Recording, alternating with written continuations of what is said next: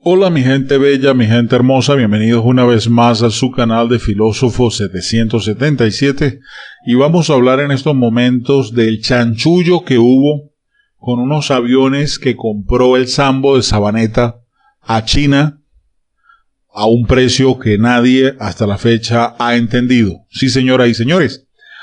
Resulta, pasa y acontece que el gobierno de Beijing le vendió en el año 2011 al Sambo de Sabaneta, a Hugo Chávez, 8 aviones de transporte militar en una movida rápida para dotar a la aviación militar, tras el boicot estadounidense a la venta de repuestos para los famosos Hércules C-130 y otros equipos.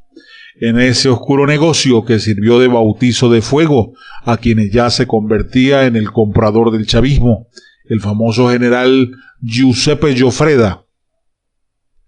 La ambigüedad en la tasa de cambio del negocio y el amplio margen dejado por el pago de extras hizo del precio de cada aeronave una gran incógnita. Resulta, pasa y acontece que estos aviones salieron de China, cruzaron África, pasaron por Brasil y finalmente aterrizaron en Maracay. Así describía Hugo Chávez la ruta de 2 cuatrimotores Y-8 que habían aterrizado la noche anterior en la base aérea Libertador a unos 100 kilómetros al oeste de Caracas. Era noviembre del año 2012 cuando Hugo Chávez venía de ganar. Un mes antes, él, que sería su último certamen electoral, le quedaba poco futuro, y tal vez lo sabía. Apenas un mes después iba a ofrecer su alocución pública final para designar como sucesor al bobo de Cúcuta, Nicolás Maduro, y salir a La Habana, donde le iban a dar matarilerilero, como lo hicieron los cubanos, por orden de el hermanito de Fidel. Como se hace ver en el audio que corre en YouTube, que es de la voz oficial y del equipo de militares que trabajaron para Castro, donde se decía y se hablaba que era necesario que no saliera de allí el Sambo. Bueno, pero en esta ocasión tenía algo que celebrar y compartir con su gente. Los gringos no nos querían vender los repuestos para el Hércules. No teníamos aviones casi. Así se oía la voz en off del comandante en la cadena de radio y televisión. Un video sobre la llegada de las aeronaves corría en las pantallas. Las imágenes no eran nítidas. La grabación parecía de calidad casera. Poco podía revelar en la oscuridad de la noche aragüeña. Eso no le iba a quitar a Chávez la oportunidad de construir una historia. Sin embargo, y allí vinieron los chinos volando, dijo el difunto. Lo que relató entonces fue lo que el discurso oficial definía como una nueva victoria de la revolución y el internacionalismo ante otra obra artera del enemigo imperialista en su intento por ahogar a la Venezuela soberana. Pero detrás de esa épica del relato presidencial latía la cruda realidad.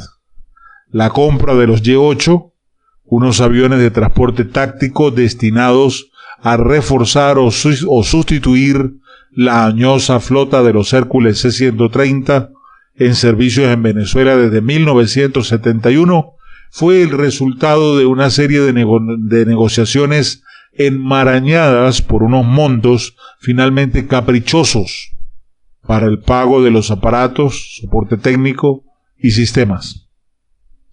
El devaneo opaco de un diferencial cambiario, cartas de reclamos de ida y vuelta entre los funcionarios venezolanos, quejas de las autoridades chinas y la observación silenciosa del mayor general Giuseppe Angelo Gioffreda Llorio, un oficial de la aviación militar que ya entonces centralizaba las compras de herramientas y equipos antes de que se pasara a manejar todas las compras internacionales del Estado venezolano, y que fueron algunos de los ingredientes de esa trama hasta ahora desconocida.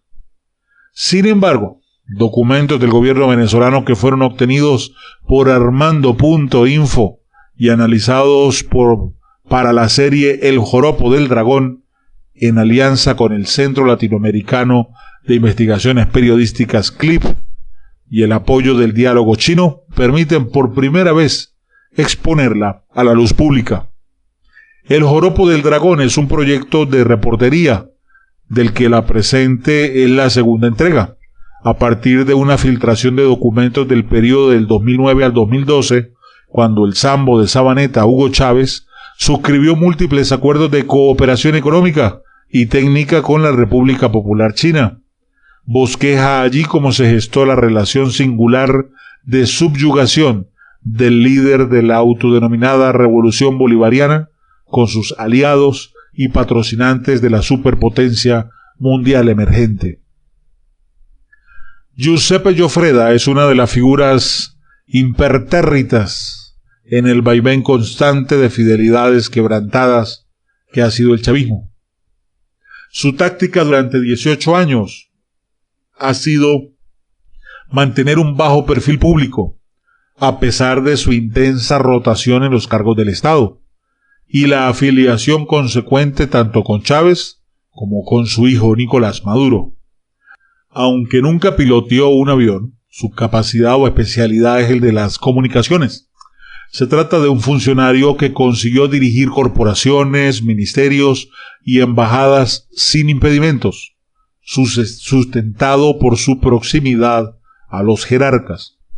Entre las cúspides de su historia estuvo su gestión como presidente en la venezolana de exportaciones e importaciones Compañía Anónima, Bexinca, encargada primero de los abastecimientos de herramientas y de los equipos de combate para Venezuela. Luego de toda la procura del Estado venezolano, labora la postre recogida por Corpovex, también presidida en un primer momento por el mismo Gioffreda. A él lo designan por su relación directa con José David Cabello, hermano de Diosdado Cabello. En aquellos años, director del Instituto Autónomo Aeropuerto Internacional de Maiquetía, ministro de Infraestructura y director del Servicio Nacional Integrado de Administración Aduanera y Tributaria, además de ser hermano del chavismo, del número 2 del chavismo, Diosdado Cabello. Era extremadamente amigos. Estudiaron juntos en la Universidad Nacional Experimental de las Fuerzas Armadas UNEFA. Así recuerda el general Eber García Plaza, exministro de Transporte Acuático y Aéreo y de Alimentación, y ahora una de las voces emblemáticas del chavismo disidente en el exilio. Él es el que creó el INAC, Instituto Nacional de Aeronáutica Civil. La creación de Bexinca tuvo el propósito de centralizar como compañía dependiente de la Vicepresidencia de la República todas las compras militares, especialmente las dedicadas a Rusia y Bielorrusia. En el año 2008, el Sambo de Sabaneta Hugo Chávez firmó el decreto 6169 de la fundación de Bexinca, anunciado el 17 de junio de ese año en la Gaceta Oficial número 38.954. En el documento quedó asentado que la empresa dependería de la Vicepresidencia de la República Bolivariana de Venezuela, entonces al mando del general Ramón Carrizales, otro jerarca militar del chavismo. Gioffreda ha sido el único comandante general de la aviación militar que sin ser piloto ha llegado a esa posición. Así lo completa la abogada Rocío San Miguel, presidenta de la organización no gubernamental Control Ciudadano, que se dedica al seguimiento de las Fuerzas Armadas. Su estelaridad comienza, sin duda, después de los sucesos de abril del 2002, cuando Chávez fue depuesto de la presidencia por 48 horas en un golpe de Estado. Al asumir el cargo de director general del Servicio Coordinado de Transporte Aéreo del Ejecutivo Nacional SATA, allí también es cuando comienza una relación sólida con Diosdado Cabello, que se ha hecho más sólida en 18 años, explica. Bexinca quedó a cargo de la adquisición de equipos y de toda la dotación militar, que entonces, y de acuerdo a la narrativa oficial, eran prioridad. No eran pocos. El de Chávez era un gobierno esencialmente militar, que además empezaba a sentir la amenaza cierta de una posible confrontación armada contra los famosos enemigos externos, Para atender la prioridad se destinaron recursos del Fondo Conjunto Chino-Venezolano, creado en el 2007.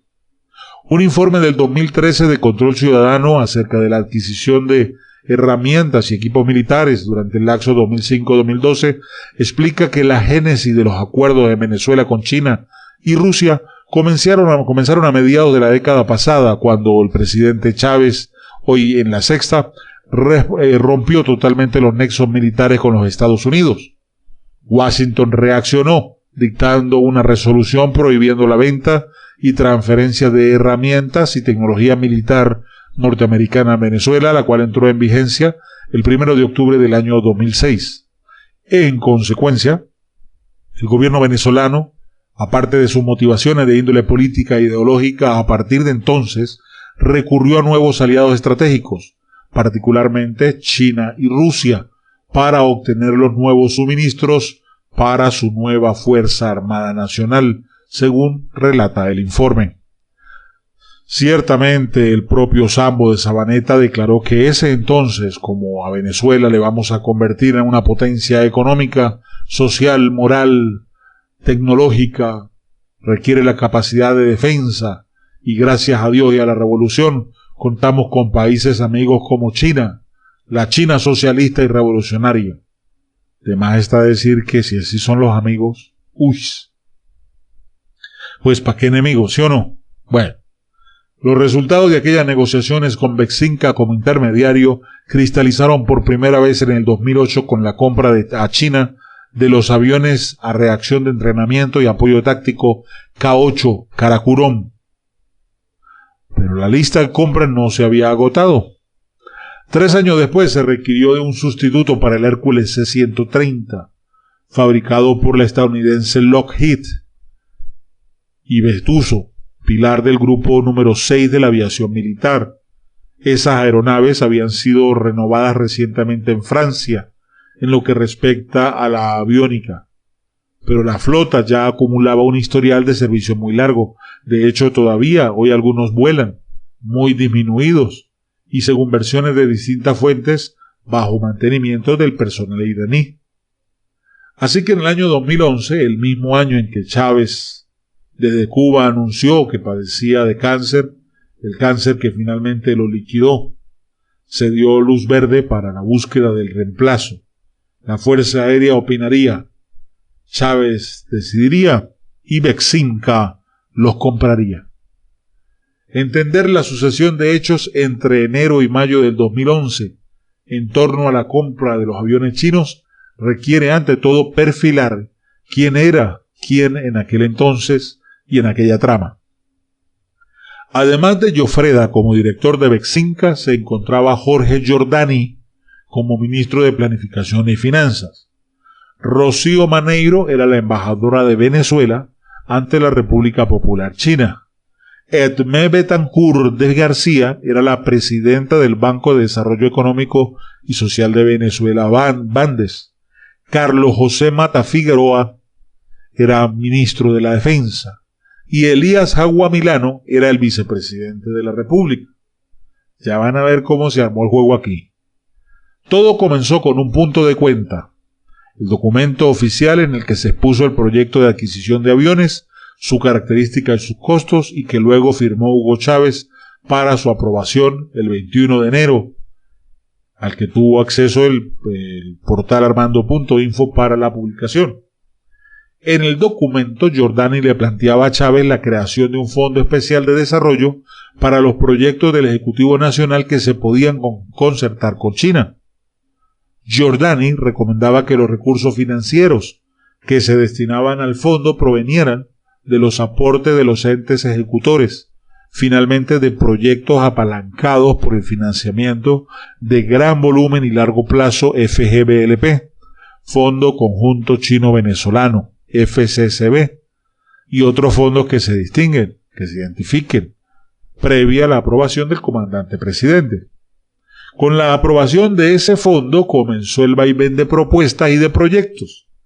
Entre estos, el punto de cuenta firmado por el ministro de la Defensa, Mata Figueroa, y por el entonces vicepresidente, Elías Jagua, quienes planteaban la adquisición de 8 aviones Antonov 74 y 8 aviones Antonov 148 de fabricación ucraniana. Estamos hablando de 16 aviones dedicados al transporte y logística militar los primeros, y para reforzar la flota comercial de la estatal Conviasa los segundos, es decir, 8 para la vida militar y 8 para lo civil. Con el propósito de reforzar las capacidades de transporte militares, también contemplaban los Y-8 de fabricación china.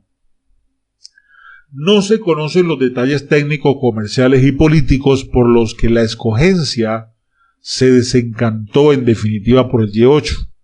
Se trata de una aeronave fiable, probada en miles y miles de horas de vuelo, pero de diseño anticuado y de desempeño limitado. Se caracteriza por su morro acristalado de observación, un detalle propio de los aviones de antes de a finales de la Segunda Mundial y a comienzo de la fría, de los momentos de la GURWA fría, y de hecho se derivó del Antonov 12. Era un aparato soviético de los años 50. Los chinos copiaron el modelo de sus exaliados rusos sin pudor hasta que se presentaron su propia versión en 1974. Desde entonces siguen fabricando infinidad de versiones mejoradas. A Venezuela se le vendieron unidades del Y-8F200W, un modelo de serie para la exportación cuyo fuselaje mide un par de metros más que el regular. Rocío San Miguel, de Control Ciudadano, especifica y explica que nunca se adquirieron los Antonov, porque tienes que hacer estudios para decidir cuál sistema es más idóneo, aunque con Chávez la cosa no funcionaba racionalmente. El Y-8 es un avión robusto, económico, en comparación con otros aviones de transporte en el mercado. Son excelentes unidades. El problema es cuando comienzas a negociar, pues no se trata solo de los aviones, sino de la adquisición de la logística, las herramientas que van a contener, el entrenamiento, la adecuación de las instalaciones, etc. En un documento que fue titulado Punto de Cuenta el Comandante Presidente, con fecha 22 de febrero de 2011, Chávez firmó la aprobación de la compra, se lee el manuscrito. Por ahora solo apruebo la adquisición de los 8 aviones Y-8, para los cuales deberá incluirse este proyecto en el financiamiento de gran volumen con China, escribió Chávez en el renglón de comentarios, en el que también apostillaba pago en renminbi, aludiendo al nombre oficial de la moneda china, cuya unidad es el yuan. Pero también en el documento se asentaba que el precio establecido por unidad era de $27 millones. No se sabe de dónde Hugo Chávez sacó esa cifra, pero de allí en adelante sería motivo de numerosos malentendidos que amenazaron con echar por tierra dicho negocio. En febrero del 2011, la tasa internacional de cambio establecía que un dólar americano fluctuaba entre 6,55 y 6,6 renminbi chinos. El Bandes financió, como quedó asentado en el convenio de asistencia para Bexinca, hasta $352.889.079,35 americanos. Además de los $216 millones por los 8 aviones, fueron aprobados los fondos adicionales para soporte logístico necesario que influye el entrenamiento, que complementan esos 352 millones. El excedente en el apartado de soporte y entrenamiento de $136 millones equivale a lo que le habría costado, con el precio unitario detallado en el punto de cuenta, otros 5 Y-8 más, según expertos. En este tipo de transacciones es en ese margen de extras por soporte técnico donde suelen colar los pagos irregulares cuando los hay. Según el documento, estos fondos deberían ser administrados por Bexinca. El pago tenía como beneficiario a China National Aerotechnology Import and Export Corporation, una empresa estatal que comercializa los aviones producidos por el conglomerado aeroespacial y de defensa Aviation Industry Corporation of China, que también es estatal. Es una empresa que ha operado por 4 décadas, que ofrece diversidades en el rubro aéreo, está diseñada para la exportación y viene proveyendo a los chinos y a muchos mercados importantes del mundo, según lo explica Andrei Servin-Pont, analista internacional y director de la Coordinadora Regional de Investigaciones Económicas y Sociales, CRIES. La empresa china celebró el contrato con el gobierno venezolano. Se trata de un nuevo enfoque adoptado por la SATIC para la comercialización de aviones. En el futuro no vamos a escatimar esfuerzos para abrir el mercado internacional y hacer volar más aviones Y-8 al mundo, dijo su presidente Ma Xiaoping a la prensa china en su momento. En marzo del 2018, cuando ya era un hecho la aprobación del proyecto, el ministro Giordani comenzó el intercambio epistolar entre los encargados asiáticos de la negociación. Zhang Ping, representante de la Comisión Nacional de Desarrollo y Reforma de China, que es el máximo órgano de planeación de China; Chen Yuan, presidente del Banco de Desarrollo de China, e hijo de Che Yun, uno de los llamados los 8 inmortales del Partido Comunista Chino, junto a Mao Zedong, uno de los 5 grandes de la civil de ese momento que transcurrió entre 1927 y 1950. En una de esas cartas, primero Giordani anunció que Hugo Chávez había aprobado el proyecto. Unas líneas después iba al grano con el asunto monetario. El monto asignado por el comandante presidente con cargo a financiamiento de gran volumen y largo plazo fue de $352.889.079,35 americanos, pagaderos en moneda renminbi, que equivalen a $2.317.316.717,37 renminbi, según el tipo de cambio de 6,56 RBM USD al día, 22 de febrero del 2011. Rocío Maneiro, la entonces embajadora de Venezuela en Beijing, ahora destacada en Londres, entregó personalmente esa carta al representante de la Comisión Nacional de Desarrollo y Reforma de China, Zhang Ping, el 8 de abril del 2018, según consta en otra carta de esta a Admé Betancourt, presidenta para la fecha del Banco de Desarrollo de Venezuela, Bandes. Ambas misivas ya fueron revisadas por Armando.info. Al leer los documentos firmados por Giordani, Zhang Ping protestó por el tema cambiario, y ese fue el motivo real para otra carta, esta vez una carta de Maneiro hacia Betancourt, fechada el 26 de abril de 2011. En ella informaba sobre que había una inconformidad tanto por parte de Chen Yuan como de Yang Jing, presidente del SATIC, la empresa de suministro de aviones y equipos militares, y decía lo siguiente: el caso es que el monto del proyecto, escribió Maneiro, por contrato suscrito entre SATIC y Besinca, debe ser calculado en renminbi a una tasa especificada en la cláusula tercera del mismo, es decir, renminbi a 6,66 por dólar estadounidense, para un total en el monto del contrato de 2.350.241.268,47. La cifra representaba un incremento de apenas el 1,5% con respecto al monto que fue anunciado por Giordani a las autoridades chinas. Así lo explica la propia Maneiro. Sin embargo, en la comunicación oficial 1423 del ciudadano ministro Giordani a su homólogo Zhang Ping, la cual entregué en propia mano el 8 de abril de 2011, se presenta que para este proyecto el tipo de cambio era de 6,5667 por dólar estadounidense. Se están dando cuenta, ¿verdad?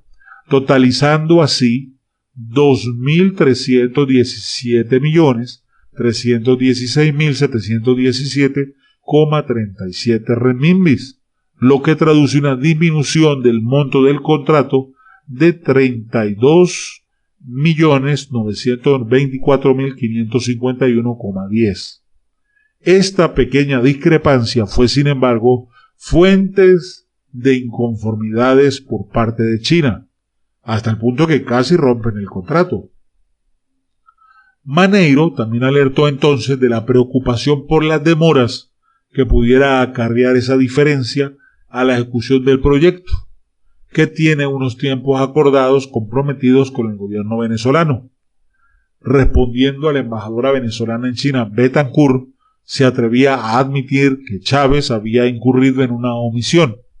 El comandante aprobó la adquisición de los aviones por un monto de 352.889.079,35, sin indicar si su monto equivalente era en renminbis, ni una diferencia de tipo cambiario para calcular dicha equivalencia.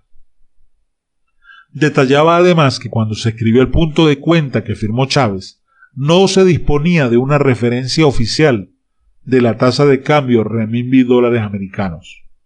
En efecto, en el punto de cuenta que aprobó Chávez con su firma, ese documento del 22 de febrero del 2011, se habla solo de montos en dólares.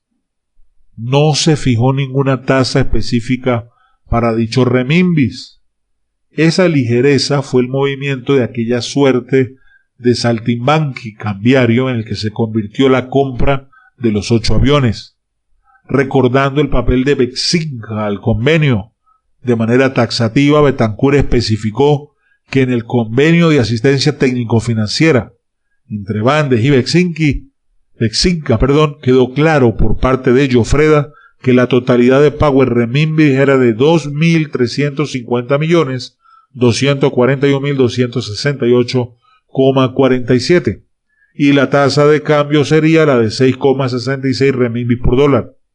De acuerdo a esta comunicación, se deduce que Venezuela terminó aceptando la tasa de cambio propuesta por los chinos o quizás impuesta por ellos. El primer aviso de desembolso para el Bank of China fue el 30 de mayo del 2011, según especifica que el monto transferido por parte de Bexinca a SATIC era, prestenle atención, 1.173.945.513,60, expresados en CNY, la notación para el renminbi. Bien, ¿cuánto se quedaría en los bolsillos? Es la pregunta. ¿Ustedes qué piensan? Bueno, hasta ahí le voy a dar la noticia porque es bastante extensa. Espero que les haya gustado cómo funcionó este entramado. Hasta aquí la información. Un abrazo rompecostillas. Déjame tu comentario en la caja de comentarios. Se te quiere mucho. 1000 bendiciones.